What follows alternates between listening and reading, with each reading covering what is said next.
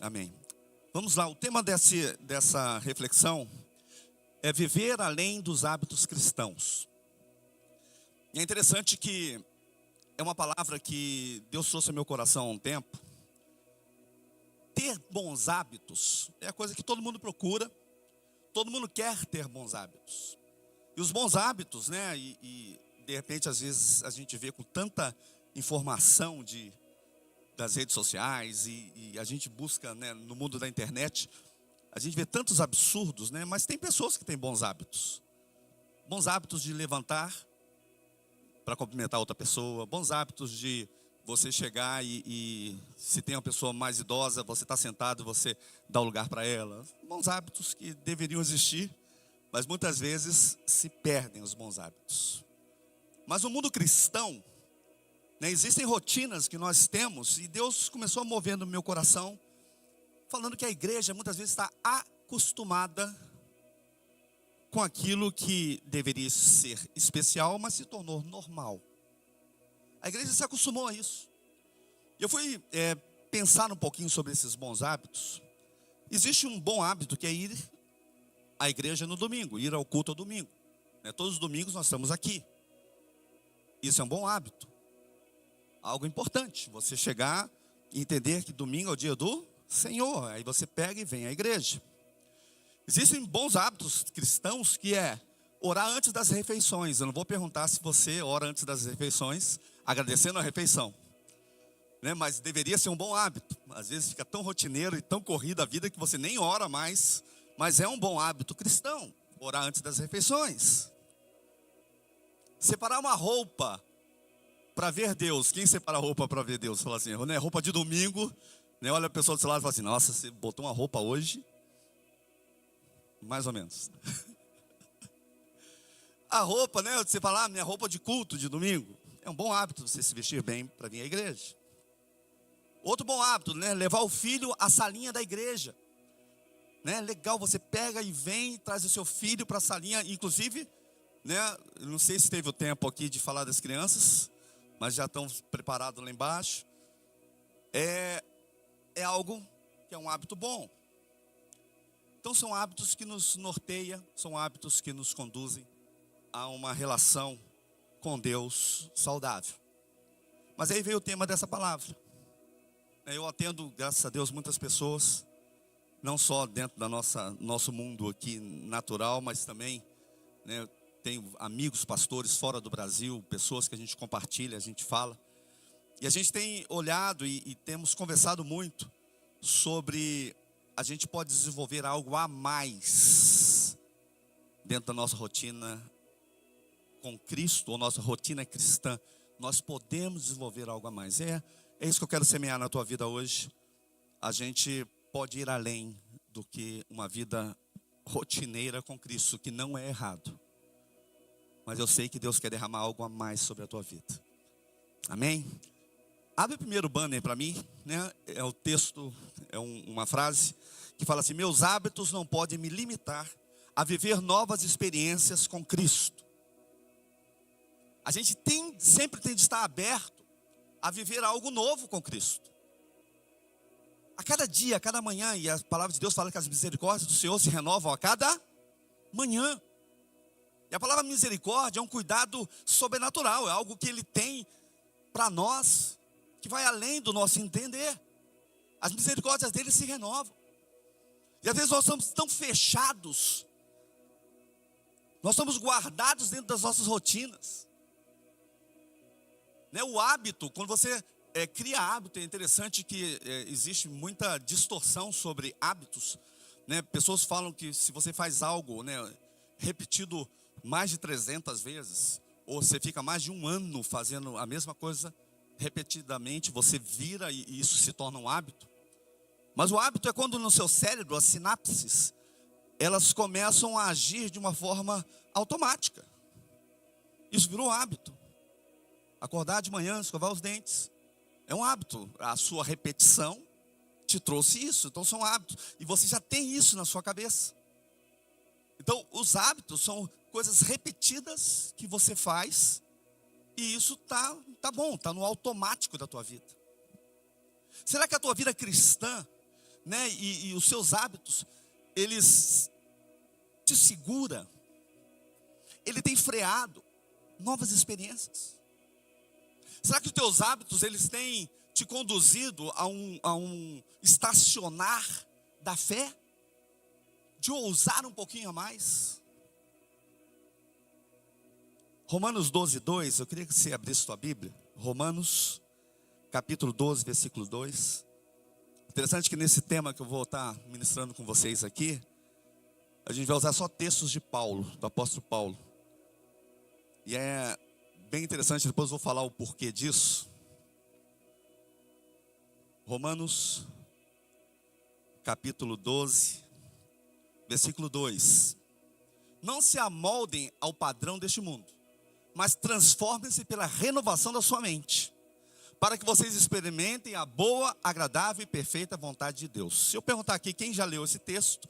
Você já leu, você já recitou, você já falou automaticamente o que é a boa, agradável e perfeita vontade de Deus.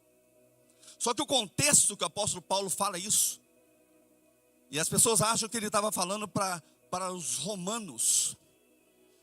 Paulo não estava falando para os romanos que não tinham conhecimento de Cristo. Paulo estava falando aqui aos romanos que eram cristãos, mas viviam em Roma, a igreja em Roma. Havia uma semente, havia uma célula, havia um núcleo ali, e Paulo manda essa carta aos romanos, e ele fala o seguinte: não se amolde.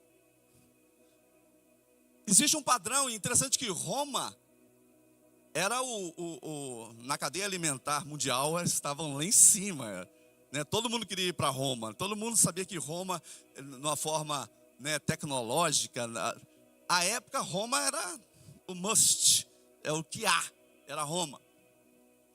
E você, dentro daquele contexto, eles começaram a normalizar a vida cristã, normalizar o impacto que eles tiveram com Cristo. Se eu for chamar aqui a tua memória, o dia que você aceitou Jesus, que você teve uma experiência com o Espírito Santo, isso pode te trazer uma boa memória, uma alegria muito grande. Eu aceitei Jesus, foi naquele dia, naquele acampamento, naquela ministração, naquela vigília, naquele RG, naquele momento eu aceitei Jesus, e foi muito bom. Se eu puder falar para você e trazer a tua memória, como foi as primeiras semanas tua quando você aceitou Jesus? Você sentava na primeira cadeira, você chegava antes do culto começar, que no primeiro acorde de uma música você já chorava. Como é bom, Jesus. Por que eu estou falando isso para você? Porque eu tenho as minhas memórias. Eu tenho minhas memórias espirituais, eu tenho as coisas que me tocaram. E aquilo que foi construindo, os blocos que foram construindo a minha fé. Mas eu não posso normalizar, eu não posso deixar que isso seja algo simplesmente memorial, mas eu preciso fazer que isso seja realizado dentro de mim, e eu não posso me amoldar ao padrão desse mundo. Eu não posso começar a transformar aquilo que era especial em algo normal. Nós precisamos começar a mexer dentro do nosso interior e falar: Senhor, não é mais um culto, Senhor. Nesse domingo, eu não estou aqui esperando para um almoço que vai ser maravilhoso dos pais. Eu espero que eu receba o meu. Amém? Eu não estou nem pensando nisso. Mas que a gente não esteja simplesmente aqui numa lacuna de tempo, fazendo nosso dever cristão, mas nós sejamos aqui abertos para o algo a mais que o Senhor tem para nós. Quem pode falar um amém comigo aí? Eu sou um entusiasta, cara, da palavra de Deus. Amo isso aqui. Há uns anos atrás, eu e minha esposa, nós tivemos a experiência de irmos a um país muçulmano. Não sei quantos de vocês já tiveram a experiência de ir para um país muçulmano e conviver com a cultura deles. E foi muito interessante. Eu estava muito ansioso para aquela viagem missionária. né? E falando: Senhor, não sei o que o Senhor tem para mim lá. E nós fomos para essa viagem missionária. E a gente pôde ver ali o dia a dia, a rotina espiritual, que não é algo diferente do que uma pessoa cristã deveria ter como rotina. Eles realmente, eles vivem aquilo que eles creem. Isso marcou demais a minha história e o meu relacionamento com Deus, quando eu vi que ali não havia uma situação fake, não havia algo que eles não eram. Eles a essência do muçulmano é ser aquilo. O que é a espiritualidade é a naturalidade. É como se você, crente, louvando ao Senhor aqui, cantando aleluia, aleluia, você vai estar amanhã no teu trabalho e falar: Senhor, aleluia, aleluia, aleluia. Ou se no meio do teu trabalho você parasse para poder fazer a sua oração ao Senhor.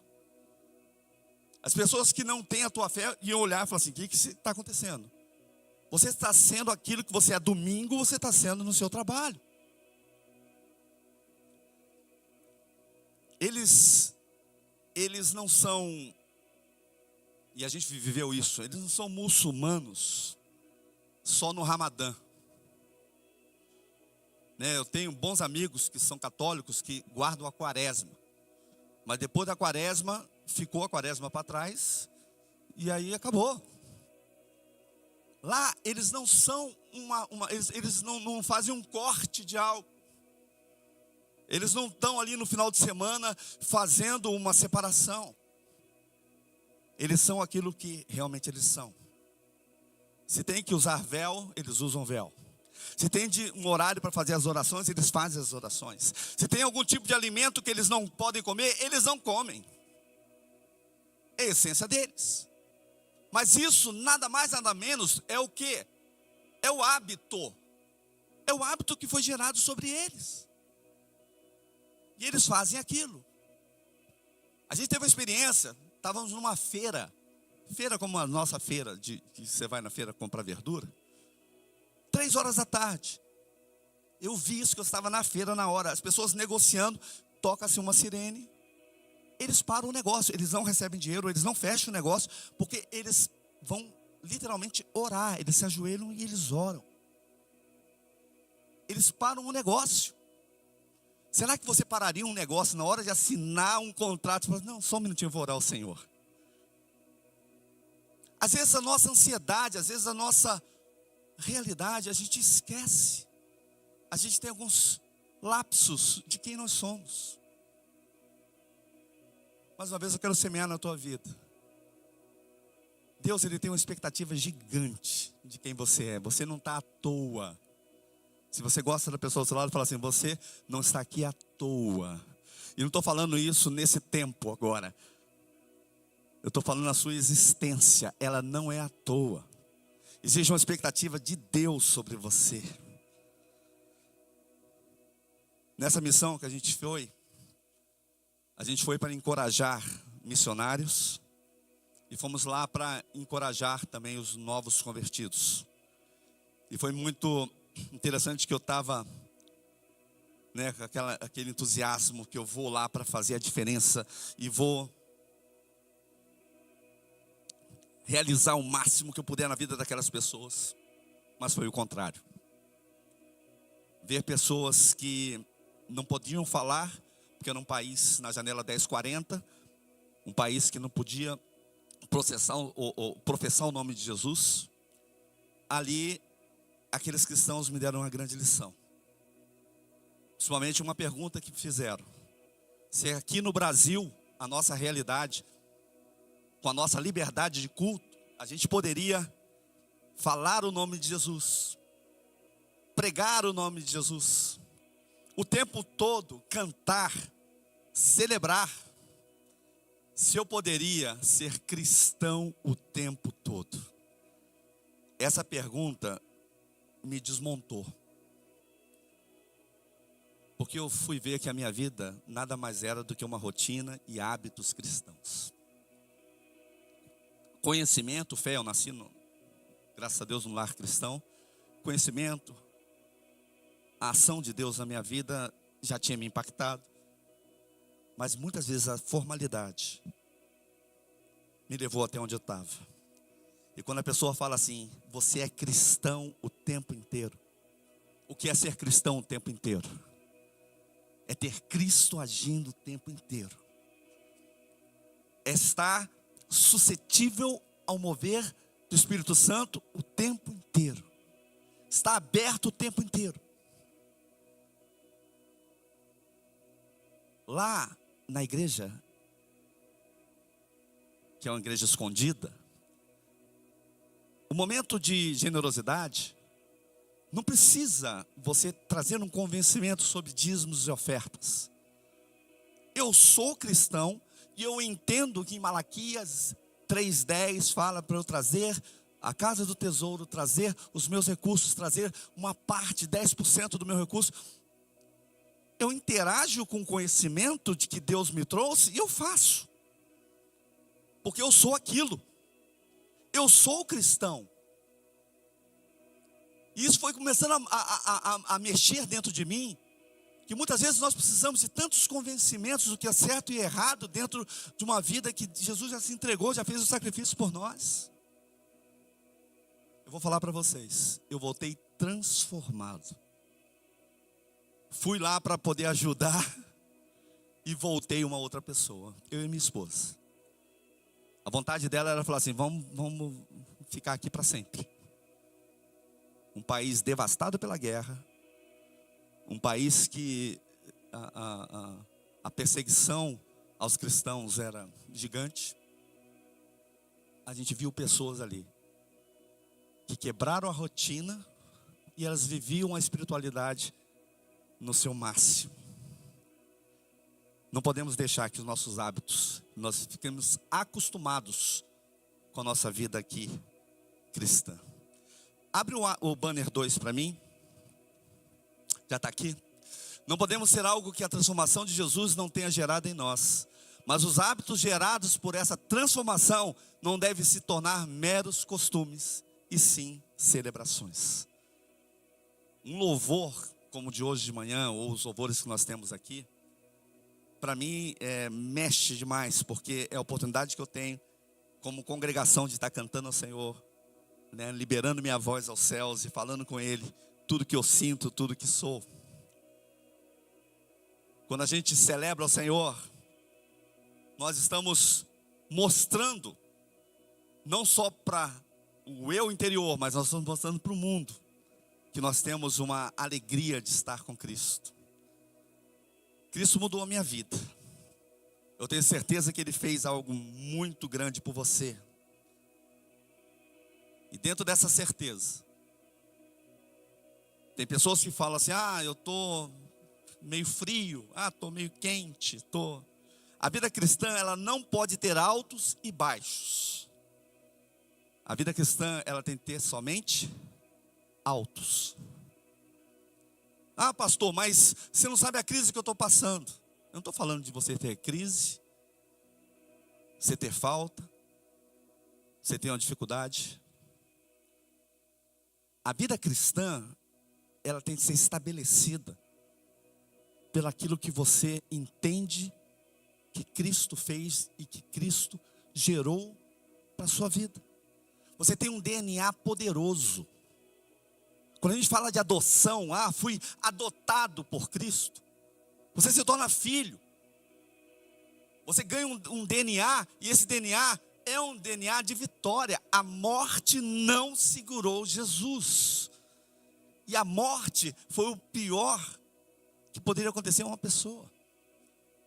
Eu estou passando dificuldade no meu casamento, estou passando dificuldade com meus filhos, estou passando dificuldade financeira, estou passando uma necessidade, estou passando uma dificuldade. Queridos, a tua vida cristã não pode ser abalada por isso. Eu conheço pessoas que buscavam o Senhor numa necessidade, tinham uma necessidade e vinham à igreja, faziam jejum, pediam oração. Na hora que abria, vai ter oração aqui no altar, vem quem. A pessoa era a primeira a estar. Ela buscava na necessidade. Querida, a tua vida cristã, ela não pode buscar o Senhor somente na necessidade.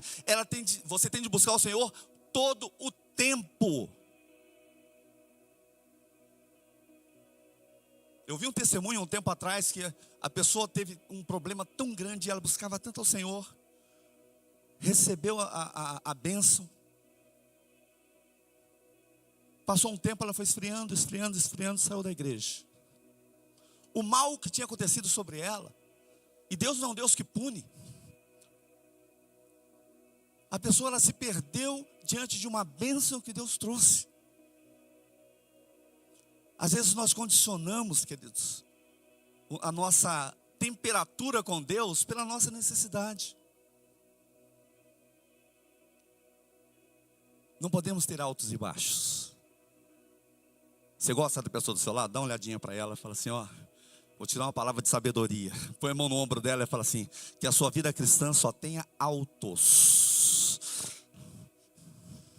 Busca o Senhor enquanto pode achar.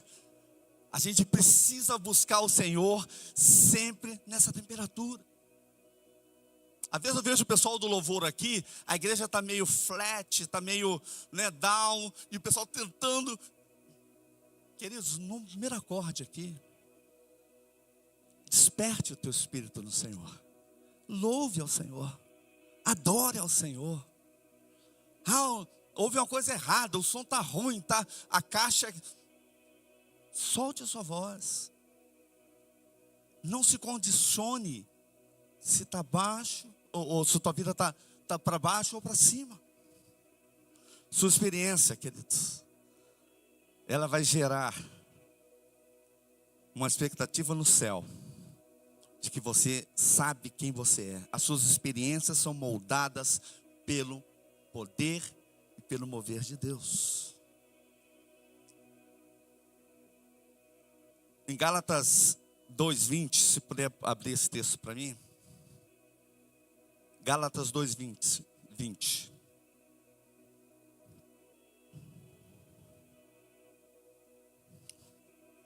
Estou crucificado com Cristo, assim já não sou eu quem vive, mas Cristo vive em mim.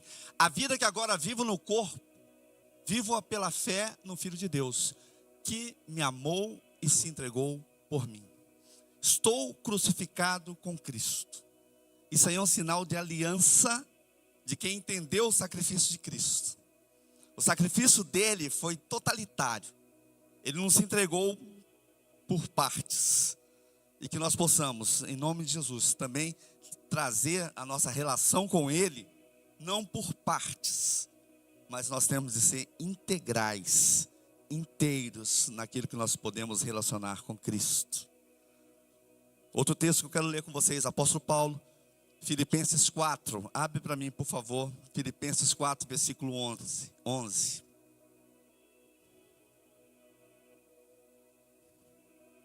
Fantástico a colocação do apóstolo Paulo aqui. E eu vou nesse texto falar porque eu escolhi textos de Paulo. Ele está falando assim: não estou dizendo isso porque esteja necessitado, pois aprendi a contentar-me em toda e qualquer circunstância. Sei o que é passar necessidade e sei o que é ter fartura. Aprendi a passar em toda e qualquer situação, seja bem alimentado, seja com fome, tendo muito ou passado necessidade. Versículo 13, que não está aqui, mas diz o seguinte: tudo posso naquele que me fortalece.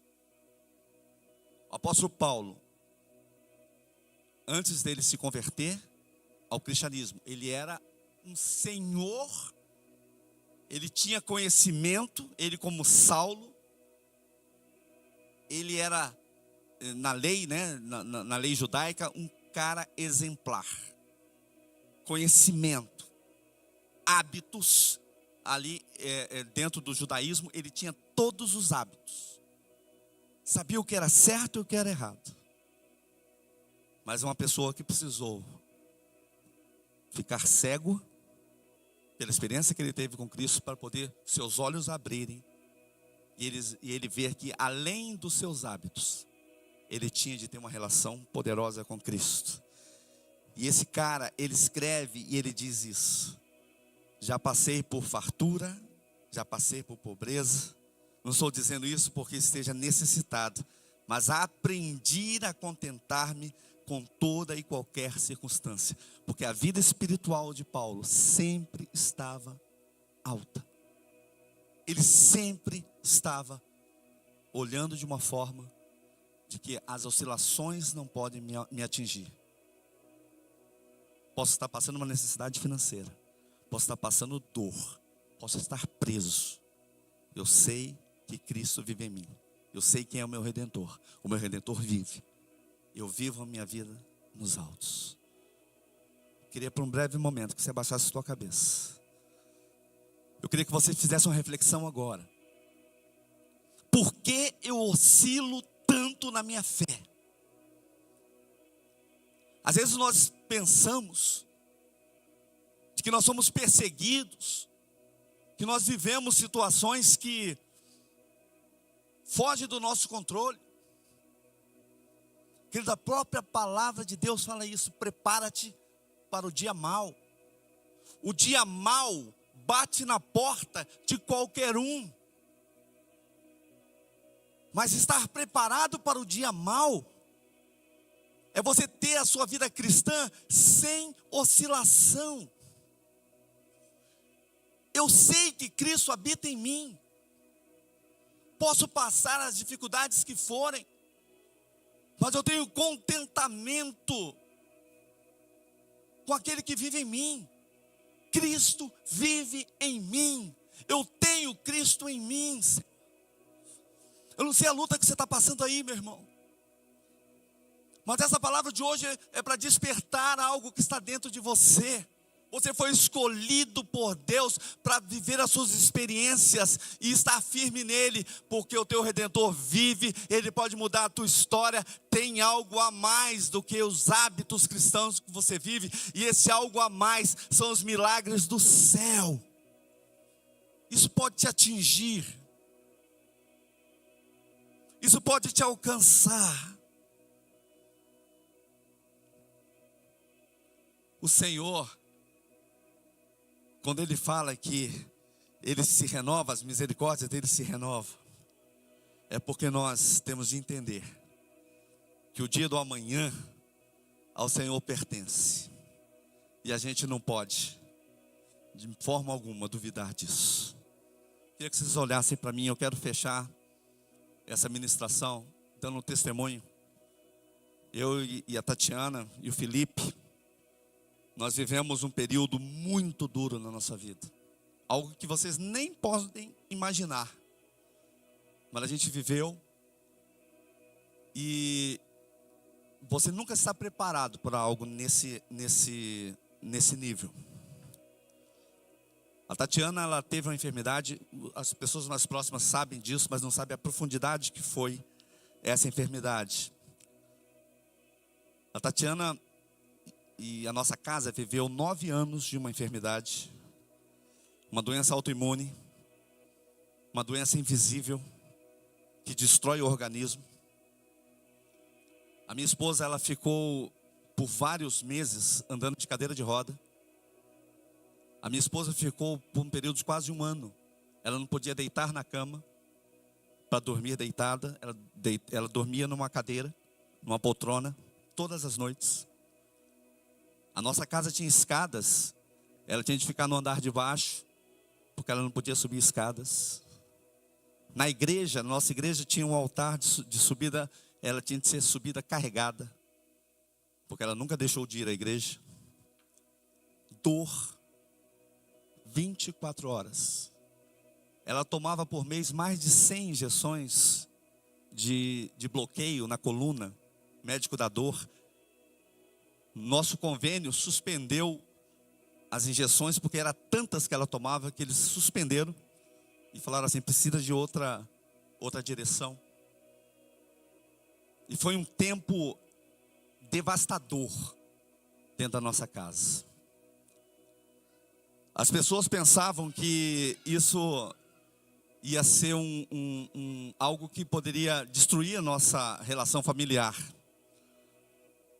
Mas isso foi algo que nos uniu cada vez mais. Eu tinha amigos que falavam assim: como está o seu casamento? E eu falava assim: o meu Redentor vive. Eu vivo e eu creio que o Senhor vai trazer o melhor para cada um de nós. Pessoas vinham de fora, de outras cidades, para poder orar por ela em casa. Tinha pessoas, tem dom de ia lá para orar pela Tatiana. E no tempo de Deus, a gente foi vivendo o tempo de Deus a cada instante. A nossa casa cada vez mais unida. Porque nós sabemos quem nós éramos. Eu vi casais, famílias se desfazendo. Eu vi famílias se desfazendo por muito pouco. Amém? Eu vi famílias se desfazendo por muito pouco. Jamais condenei quem teve família desfeita. Mas eu olhava para dentro da minha casa e tinha uma certeza.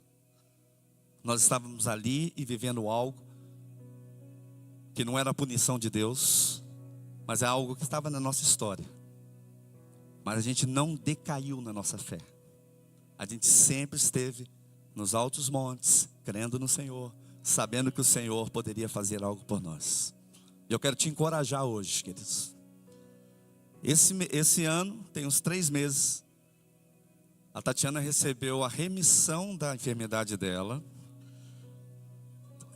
Totalmente, ela não tem mais, né? Houve, né, quem conhece os termos médicos, houve a remissão. Ela está apta para fazer o que ela quiser da vida dela. E a nossa família continua inteira, continua da mesma forma, adorando ao Senhor. Eu quero hoje, em nome de Jesus, queridos, eu queria fechar isso, é um dia de festa, as crianças já vão fazer a parte dela, mas eu queria entregar isso para vocês no final dessa palavra. Porque os meus hábitos são bons, mas Deus tem algo mais. E esse algo mais é Ele que tem. Que você possa se preparar para esse algo mais. Feche seus olhos mais uma vez, eu quero orar por você.